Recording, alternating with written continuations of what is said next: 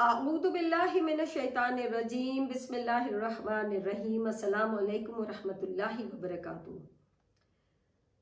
एक ऐसी नमाज जो कि डिस्प्यूटेड है, कुछ लोग उसको मानते हैं, कुछ लोग नहीं मानते हैं, वो है नमाज तस्बीह, जो जिसे सलातुल तस्बीह भी कहा जाता है।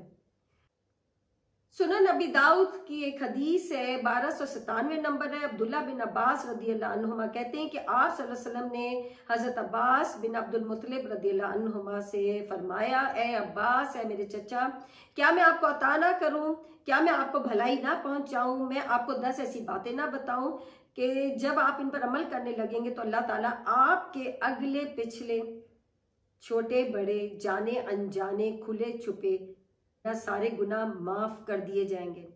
और वो 10 बातें हैं, 4 रकत नफिल अदा करने हैं और इसमें आपने ये तस्बीहात करनी है जो कि सुबहान अल्लाहि वल्हम्दुलिल्लाहि वला इलाहा इल्लल्लाहु वल्लाहु अकबर, ये पढ़नी है। अब मैं यहाँ पे आपको नमाज का तरीका नहीं बताऊंगी क्योंकि नमाज तकरीबन सबको आती है, वो फिर किसी अगली उसके अंदर वीडियो में आपको बता दूंगी। तो इस तरह से ये 75 75 75 75 चारों रकातों में पढ़ना है, 300 बार मुकम्मिल होगा। हो सके तो आप रोजाना पढ़ें, नहीं तो जुम्मे में हर जुम्मे को अदा करें, और अगर नहीं तो हर महीने में एक बार पढ़ें, और नहीं तो आप साल में एक बार पढ़ें, और नहीं तो अपनी जिंदगी में एक बार पढ़ें। अल्लामा शेख अलबानी रहमतुल्लाह अलैह ने इसे सही करार दिया है, शेख जुबैर अली रहमतुल्लाह ने इसे हसन करार दिया है। इब्ने माजा के अंदर 387 नंबर है, उसमें भी हजरत शेख अलबानी रहमतुल्लाह अलैह ने उसे सही करार दिया है। मैं यहाँ पे कुछ उलमा की राय आपको बताऊंगी कि जैसे एक ने फरमाया कि ये ज़ईफ रवायात हैं, लेकिन पढ़ने में कोई हर्ज नहीं क्योंकि हदीस के साथ एक लिखी गई ये चीज़, तो अगर आप पढ़ भी लेंगे तो गुनाह नहीं है, और लेकिन इसको जमात के साथ नहीं पढ़ना।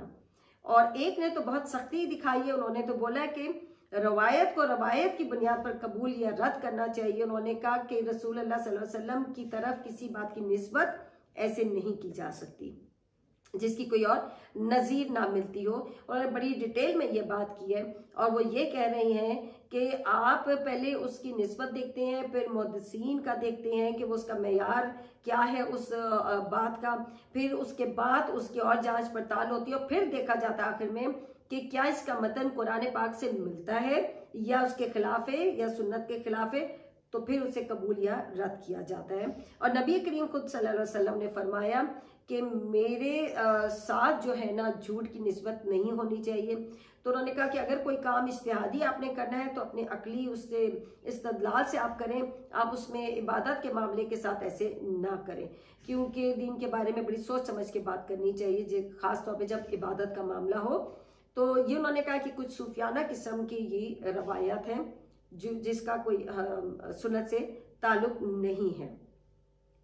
फिर एक और है, उन्होंने भी यही बोला है कि ये ज़ईफ रवायत है, लेकिन क्योंकि बहुत सारी जब ज़ईफ रवायत इकट्ठा मिल जाए तो हसन दर्जे पे आ जाती हैं, पढ़ लेंगे तो गुनाह नहीं, नहीं पढ़ेंगे तो भी गुनाह नहीं है। उसके बाद एक और बात भी है कि कुछ लोग कहते हैं कि अगर सजदा आप जब नमाज पढ़ रहे होते हैं तो किरात के बाद अगर आप ज़रा भी देर कर दें, जिसमें 3 बार तस्बीहात का है टाइमिंग, तो फिर आप रुकू में अगर जाएंगे लेट और किसी सोच में पढ़ के भी लेट हो सकते हैं, तो फिर आपको सजदा सहव अदा करना है। तो फिर किसी ने ये एतराज़ किया कि जब आप किरात के बाद 15 बार ये तस्बीह पढ़ेंगे तो वो वक्फा आ जाएगा रुकू में और उस किरात के बाद में, तो वो फिर सजदा सहव बन जाएगा। नबी दाऊद के अंदर भी 874 नंबर है। हजरत हुज़ैफा रदियल्लाहु अन्हुमा कहते हैं कि आप सल्लल्लाहु अलैहि वसल्लम को एक रात में नमाज पढ़ते हुए देखा तो आपने इतनी लंबी किरात की जो कि सूरह अल बकरा की थी। उसके बाद जब आप रुकू में गए तो आपने उतना लंबा रुकू किया कि जितना उसके बराबर था किरात के। फिर जब आप कौमा में आए तो उतना ही लंबा कौमा किया जितना कि आपने कयाम में किया था आप सल्लल्लाहु अलैहि वसल्लम ने, और कौमा के अंदर वो अर रबी अलहम्द पढ़ते रहे। फिर उसके बाद सजदे के अंदर भी पढ़ते रहे, रुकू में भी पढ़ते रहे। फिर उसके बाद सजदे के दरमियान जो जलसा होता है उसके अंदर भी रबिक फिली इतनी ही देर पढ़ा जितनी देर उन्होंने एक तरह से क़याम किया था। और इस तरह से 4 रकअतें उन्होंने अदा की। पहली में सूरह अल बकरा, दूसरी में सूरह आल इमरान, तीसरी में सूरह निसा और चौथी में सूरह मादा पढ़ी। अच्छा, अब यहाँ पे जो लोगों का एतराज़ है ना वो ये है कि आप जब उसके बाद आते हैं कि रात के बाद जब रुकू में जाते हैं तो देरी नहीं होनी चाहिए, नहीं तो सजदा सहव होगा। लेकिन उसके बारे में एक और हमारे जो है स्कॉलर, उन्होंने बोला कि नहीं, आप पढ़ सकते हैं इस हदीस को सामने रखते हुए। पर मैंने भी जब इस हदीस को जब पढ़ा है तो मैंने भी यही देखा है कि जब आपने किरात की तो उसके बाद आपने कोई तस्बीह नहीं पढ़ी। तस्बीहात आप सल्लल्लाहु अलैहि वसल्लम ने रुकू में, कौमा में, सजदे में करी, ठीक है, और जलसा के अंदर की हैं। लेकिन किरात के बाद आप सल्लल्लाहु अलैहि वसल्लम ने कोई तस्बीहात नहीं की। इस हदीस से साफ जाहिर हो रहा है कि आपने चारों के अंदर कोई भी तस्बीहात नहीं की, सिर्फ सूरतें अदा की और सीधा रुकू में चले गए। लेकिन सलातो तस्बीह के अंदर हमें तस्बीहात किरात के बाद करनी पड़ती है, ठीक है। तो जैसे एक और मैंने आपको बताया था कि उन्होंने कहा था कि आप ये ज़ईफ़ हदीस से पढ़ लें, लेकिन आप इसको उस तरह से ना पढ़ें जिस तरह से कुछ लोगों ने इसको चेंज कर दिया। चेंज ऐसे कर दिया कि वो जब पहली रकत के बाद दूसरे सजदे से उठ के खड़े होते हैं तो वो भूल जाते थे 10 बार उसको दोबारा पढ़ना। तो उन्होंने चेंज ये कर दिया इस नमाज को कि वो क़याम में किरात के बाद 15 की बजाय 25 बार पढ़ना शुरू हो गए। उन्होंने 75 बार उसको मुकम्मल कर लिया। यहाँ पे ये बिल्कुल ही बिद्दत हो गई, अपने से उन्होंने बीच में ऐड कर लिया है। ये बिल्कुल ही गलत बात है। अगर आपको पढ़ना है, बेशक वो ज़ईफ़ हदीस है, लेकिन उसके मुताबिक पढ़ें।